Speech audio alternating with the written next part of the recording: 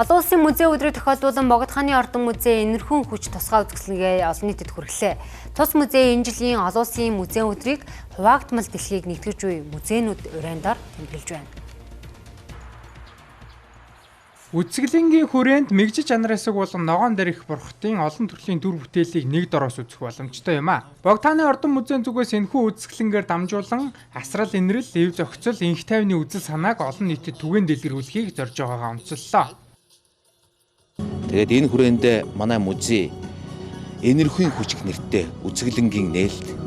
За энэ дэлхий дээр чинь амьдарж байгаа одоо хамаг амьтан чинь за ганцхан хүн амьдарж байгаа биш шүү дээ. Бид нар чинь мах иддэг тийм ээ. Гэтэл тэр махыг өгж байгаа амьтан чинь бас энэ дэлхий дээр амьдрах хэрэгтэй.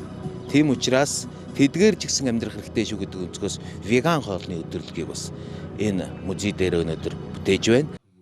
Мэлмигээр дурайн болгоог чимэн алдарсан мэгжиж чанараас их бурхан нь хамаг амьтныг инрэн нэгүүлсэж асран тэтгэхийн зэрэгцээ өвчин зовлон гай гамшиг нүгэл хилэнц болон альва харшлах шалтгааныг арилган хэмээн шүтгддэг байна. Тэл өдрүүдэд өндөр настан болон тусгай хэрэгцээт иргэдэд үн төлбөргүй үйлчлэх бол насан туршид оюутнуудад 50% хөнгөлөлтөө өмнөр үйлчлэх болжээ.